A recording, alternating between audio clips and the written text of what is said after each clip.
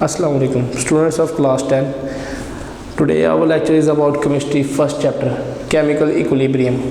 Chemical equilibrium में हम सबसे पहले देखते हैं केमिकल इक्विलिब्रियम होता क्या है। पहले तो हम बात करते हैं केमिकल, तो हमें पता है कि केमिकल को कहते हैं कोई भी केमिकल रिएक्शन हो उसको हम कहते हैं, जैसे केमिकल रिएक्शन जिसमें हमने केमिकल्स को इन्वॉल्व किया हो।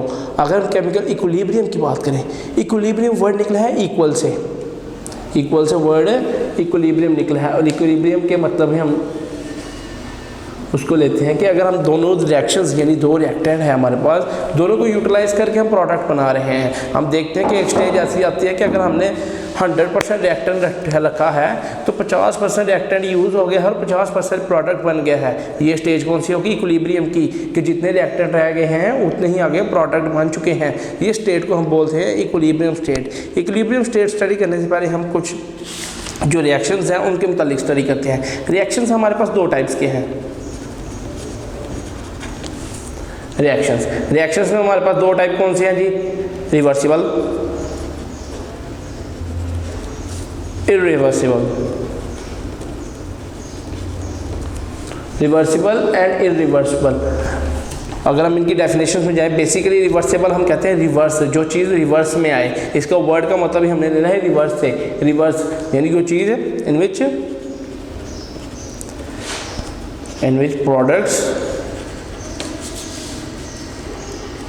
products react or recombine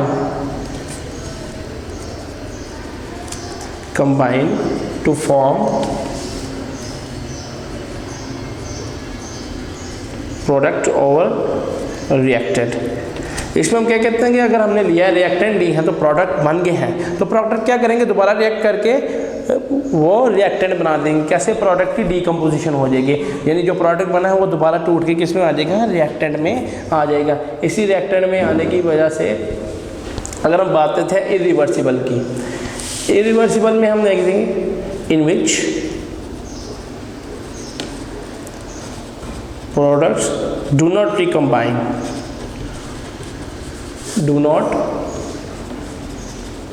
recombine to form reactant। कि इसमें रिएक्टेंट नहीं बनेगा, इसमें रिएक्टेंट नहीं बनेगा। हम इसकी एग्जांपल्स लेते हैं। अगर हम लेते हैं हमारे पास hydrogen plus iodine plus hydrogen, तो हम क्या कहेंगे? Hydrogen iodide, I2H2 2HI। अगर हम इसका रिवर्सिबल अगर हम इसका रिवर्सिबल बनाएं तो हम कह सकते हैं हाइड्रोजन और आयोडीन में इसकी ब्रेकडाउन हो सकती है। ये दो रिएक्शंस हैं। हम सबसे पहला रिएक्शन देखते हैं, आयोडीन और हाइड्रोजन ने कंबाइन करके क्या बनाया? हाइड्रोजन आयोडाइड बनाया। इसमें क्या थे? ये रिएक्टेंट्स, प्रोडक्ट। हम देखते हैं कि इरिवर्सिबल रिएक्शन को हम किससे शो करते हैं? सिंगल एरो हेड लाइन से। सिंगल एरो हेड लाइन से इसलिए यूज़ करते हैं क्योंकि उसमें प्रोडक्ट ने टूट कर दूसरा रिएक्टेंट नहीं बनना। लेकिन जब हम देखते हैं कि नीचे जो रिएक्शन है जो डबल हेडेड एरो के साथ है, उसमें देखिए हाइड्रोजन आयोडाइड जो प्रोडक्ट बना हुआ था वो टूट के किस में बना है? हाइड्रोजन आयोडीन में। ये डबल हेडेड जो है इसमें हम क्या बोलते हैं? डबल एरो, उसको हम रिवर्सिबल रिएक्शन। ये कौन सा रिएक्शन है? Reversible reaction. ये थी बेसिक जो दो किस्म के हमारे पास रिएक्शंस होते हैं, बेसिकली रिवर्सिबल एंड इरिवर्सिबल। अगर हम इनकी थोड़ी सी कंप्लीशन में जाएं, क्या है ये कंप्लीट कैसे होते हैं, तो अगर हम लेते हैं इरिवर्सिबल एंड रिवर्सिबल, अगर हम इनका कंपैरिजन करें, कंपैरिजन में हम ये लिखेंगे इरिवर्सिबल कंप्लीट रिएक्शन, किस में रिएक्शन कंप्लीट हो जाता है? रिवर्सिबल रिएक्शन नॉट कंप्लीट्स, कि रिएक्शन पूरा ही नहीं होता, रिएक्शन है नॉट कंप्लीट्स। इसमें प्रोडक्ट रिएक्टेंट टू प्रोडक्ट, इसमें reactant to product,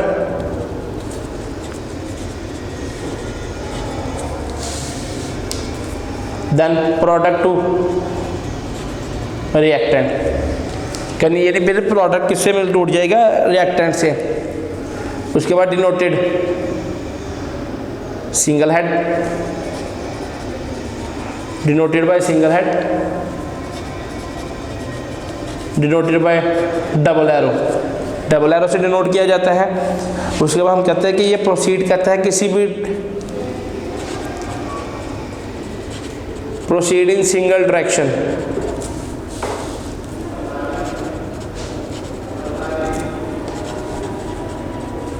proceed in every direction,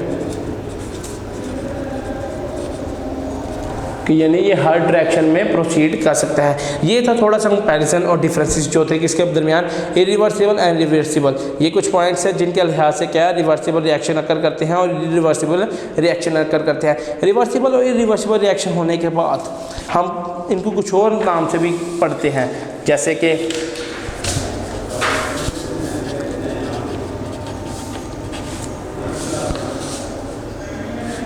forward reaction. जी फॉरवर्ड रिएक्शन, फॉरवर्ड रिएक्शन ऐसा reaction which proceed from left to right, proceeds left to right, left to right करता है। ये left to right करने से क्या होगा, यानी अगर हमारे पास a प्लस बी है तो c प्लस टी बनाएगा। इसमें क्या होगा, रिएक्टेंट्स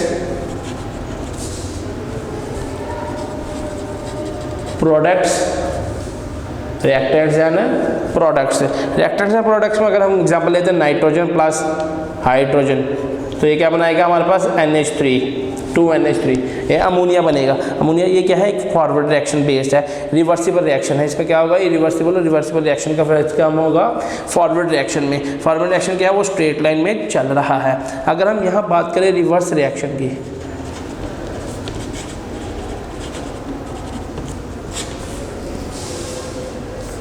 रिवर्स रिएक्शन, जी रिवर्स रिएक्शन क्या होगा, बिल्कुल उससे opposite, it proceeds from right to left, right to left in reversible reaction, in reversible reaction. कि ये रिवर्सिबल रिएक्शन हो सकता है, जैसे हमने कहा कि a प्लस बी मिलकर C प्लस डी बनाते हैं, इस तरह C प्लस डी ही मिलकर A भी बना सकते हैं। जैसे हमने hydrogen H2 plus I2 2HI, hydrogen iodide बनाया। हाइड्रोजन आयोडाइड टूटने के बाद क्या बना सकते हैं, हाइड्रोजन भी बन सकते हैं और आयोडीन भी बन सकता है। ये है reverse based of reversible reaction, ये रिवर्स बेस्ड रिएक्शन की एग्जाम है। इसमें अगर हम हाइड्रोजन और आयोडीन की बात हैं तो हाइड्रोजन आयोडाइड ये पर्पल कलर सोल्यूशन होगा, लेकिन ये कलरलेस। रिवर्सिबल और इरिवर्सिबल के रिएक्शंस के बाद, फॉरवर्ड बेस्ड रिएक्शंस के बाद अगर हम जो स्टडी करने की बात है वो है केमिकल इक्विलिब्रियम स्टेट। जैसे कि हमारे चैप्टर का नाम भी केमिकल इक्विलिब्रियम ही है, फिर उसी से हम हिसाब लगाएंगे केमिकल इक्विलिब्रियम स्टेट हम स्टडी करते हैं कि बेसिकली केमिकल इक्विलिब्रियम बोला कब जाता है, कि रिएक्शन में इक्विलिब्रियम कब आया है, कैसे आया है, फिर वो स्टेट अकर करने के बाद रिएक्शंस क्या करते हैं। जी chemical equilibrium state, chemical equilibrium state कहता है जब rate of forward reaction, forward reaction जब रिएक्शन चल रहा है, रिएक्टेंट जो है वो प्रोडक्ट बनाने लग गए हैं, तो rate of forward reaction take place करता है, rate of reverse reaction takes place at rate of reverse reaction, then composition of mixture remains constant.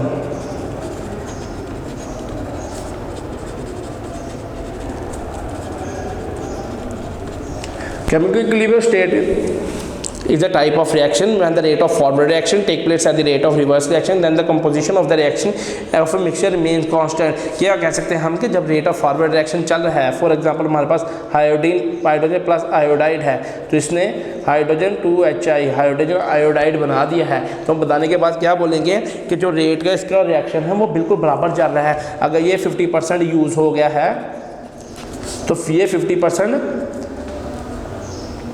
Produce भी हो गया है, 50% यूज्ड एंड 50% प्रोड्यूस्ड, के प्रोडक्ट हमारा 50% प्रोड्यूस हो गया है। अगर हम इसकी नेचुरल एग्जांपल लें,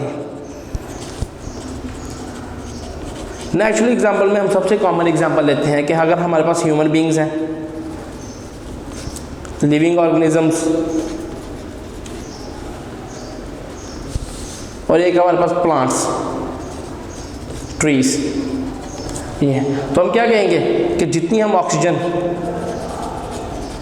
इनहेल कर रहे हैं और कार्बन डाइऑक्साइड एक्सहेल कर रहे हैं, उतने ही ट्रीज कार्बन डाइऑक्साइड इनहेल कर रहे हैं और ऑक्सीजन एक्सहेल कर रहे हैं।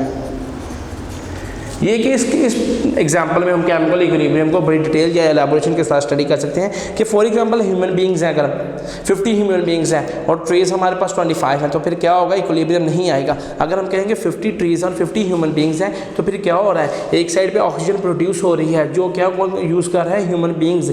ऑक्सीजन कौन यूज़ कर रहा है, ह्यूमन बीइंग्स। ह्यूमन बीइंग्स की कार्बन डाइऑक्साइड एक्सहेल करने को वो कौन कंज्यूम कर रहा है, प्लांट्स। प्लांट्स क्या करते हैं, कार्बन डाइऑक्साइड कंज्यूम करते हैं, ऑक्सीजन रिलीज करते हैं। लेकिन ह्यूमन में क्या है कि वो ऑक्सीजन कंज्यूम करते हैं और कार्बन डाइऑक्साइड रिलीज करते हैं। ये जो है नेचुरल प्रोसेस है responsible of existence of life का, कि लाइफ कैसे एग्जिस्टेंस है। लाइफ की एग्जिस्टेंस भी किसकी बुनियाद पे है, इक्विलिब्रियम की। अगर हम अदर एग्जांपल्स लें कि किसी भी लेक की ले लें तो वहाँ भी इक्विलिब्रियम ही है। अगर छोटी मछलियाँ मौजूद हैं तो बड़ी मछलियाँ भी मौजूद हैं। मौजूद क्या हमने हर एक चीज़ को बैलेंस में रखा गया है। जब बैलेंस की बात की जाए तो तब इक्विलिब्रियम की बात सबसे पहले जाहिर होती है। इसी तरह अगर हम केमिकल रिएक्शंस में लें, लेबॉरेटरी में जब रिएक्शन करवाते हैं तो हम देखते हैं कुछ केमिकल्स जो इतनी परसेंटेज से हमने ऐड किए हैं और इतनी परसेंटेज से कंज्यूम हुए हैं। फिर हम देखते हैं कि इतनी परसेंटेज से क्या हुआ है, वो प्रोड्यूस भी हो गए हैं। ये थी हमारी केमिकल इक्विलिब्रियम। नेक्स्ट हमारे पास static equilibrium. Static equilibrium, static equilibrium में कि जब रिएक्शन स्टॉप हो जाए, when reaction ceases to produce, to proceed, ceases, stop, it is called static equilibrium। कहता है केमिकल रिएक्शन में ऐसी स्टेज आ जाए जब अगर फर्दर रिएक्शन ना हो सके तो फिर हम क्या कहेंगे, ये स्टैटिक इक्विलिब्रियम है। इसमें सबसे कॉमन एग्जांपल जो इसकी लेते हैं वो है बिल्डिंग की। कहता है a building remains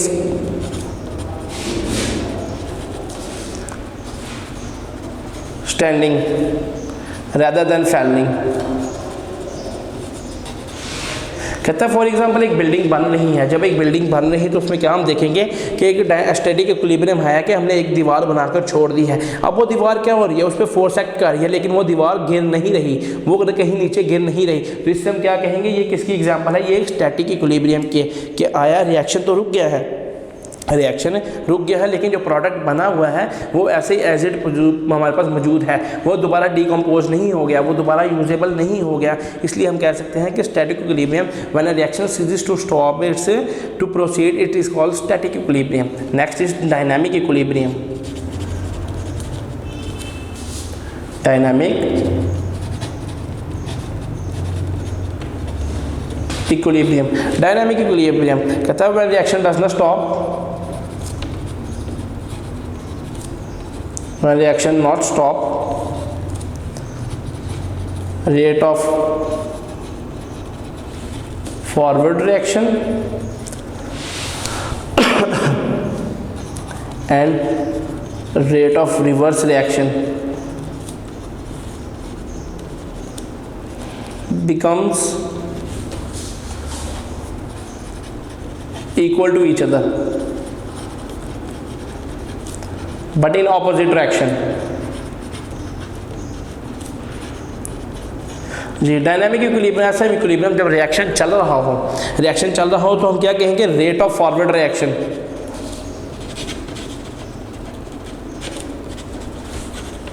rate of forward reaction is equal to rate of reverse reaction, कि जब rate of forward reaction rate of reverse reaction equal हो जाए, उन दोनों के इक्वल होने के बाद हम देखते हैं कि जो प्रोडक्ट है वो ऑपोजिट डायरेक्शन में है और जो रिएक्टेंट है वो ऑपोजिट डायरेक्शन में है। जब प्रोडक्ट और रिएक्टेंट ऑपोजिट डायरेक्शन में होंगे तो उस पर क्या होगा, डायनामिक इक्विलिब्रियम आ जाएगी। डायनामिक होगा कि ये स्टिल कंटिन्यू तो है लेकिन दोनों की डायरेक्शन जो है ऑपोजिट हो गई हैं, कि रिएक्टेंट की डायरेक्शन ऑपोजिट होगी और प्रोडक्ट की डायरेक्शन ऑपोजिट हो गया। दोनों क्या हुआ, ये रिवर्सिबल रिएक्शन नहीं बना रही है, इरिवर्सिबल रिएक्शन बना रहे हैं। इसमें ये नहीं होगा कि प्रोडक्ट टूटकर क्या करें, दोबारा रिएक्टेंट बन जाए।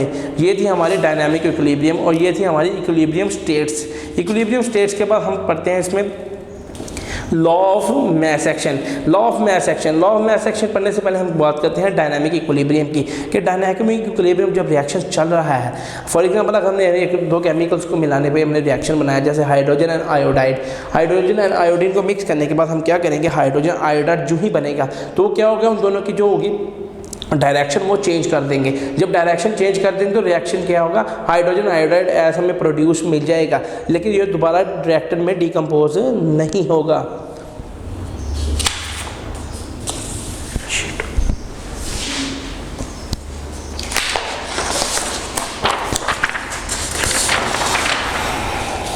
Next important topic, law of mass action. Law of mass action, law of mass action सबसे पहले इन 1869 गुल्डबर्ग एंड वेज, गुल्डबर्ग एंड वेज जो है दो साइंटिस्ट थे, इन दोनों ने रिलेशनशिप से क्या बनाया, इन्होंने कहा कि डायनामिक इक्विलिब्रियम का कोई ना कोई रिलेशनशिप है। किससे है रिलेशनशिप, इनका रिएक्शंस के साथ। अगर रिएक्शन के दौरान हम इनका रिलेशनशिप स्टडी करें तो हमें फिर कोई ना कोई कांस्टेंट वैल्यू जरूर मिलेगी। इनकी स्टेटमेंट थी, the rate at which a substance reacts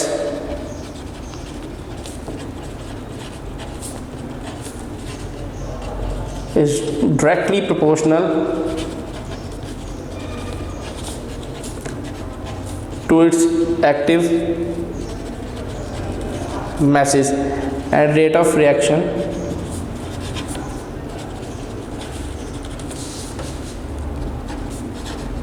is directly proportional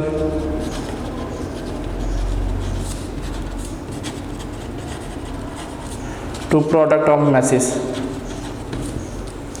the rate of at least substance drag is directly proportional to उसके एक्टिव मैसेज, कि उसके एक्टिव मैस के बराबर उसने उसके डायरेक्टली प्रोपोर्शनल है कि रेट किसके बराबर होगा, उसके वजन के, कि जितनी हमने अमाउंट डाली है उसके बराबर क्या होगा, वो रिएक्शन चलेगा, उसी रेट पर रिएक्शन चलेगा। अगर हमारे पास अमाउंट ज़्यादा है तो फिर रेट ऑफ रिएक्शन भी क्या होगा, ज़्यादा होगा। अगर हमारे पास अमाउंट कम है तो रेट ऑफ रिएक्शन भी कम होगा। लेकिन rate of reaction directly proportional भी करता है किसके, product of the reacting masses के product of the active mass of reacting substance, कि जो चीज़ें रिएक्ट कर रही हैं उसके प्रोडक्ट पे भी।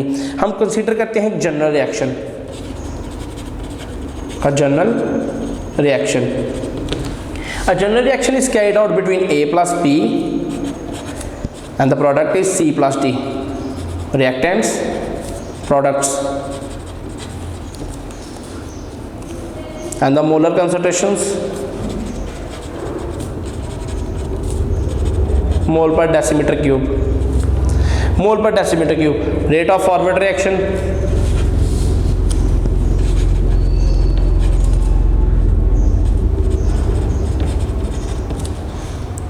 Directly proportional to A and B. Rate of forward reaction directly proportional होता है ए और बी के। ए और बी की क्यों होता है, क्योंकि इन्होंने रिएक्शन को आगे प्रोसीड करना होता है, कि जो ही रिएक्शन किसकी वजह से चलना है, ए रिएक्टेंट्स की मौजूदगी में। तो फिर फॉरवर्ड रिएक्शन हमारा किसके ऊपर बेस करता है, रेट ऑफ ए और बी। ए और बी रिएक्शन करने के बाद हम क्या कहते हैं, कि हम कहते हैं कि जो फॉरवर्ड रिएक्शन है उसके बाद हम उसका वीडियो पसंद आई तो लाइक करें, अपनी राय कमेंट करें। ऐसे ही मजीद वीडियोस के लिए हमारा चैनल सब्सक्राइब करें और बेल का आइकन दबाएं ताकि आपको हर वीडियो का नोटिफिकेशन मिलता रहे।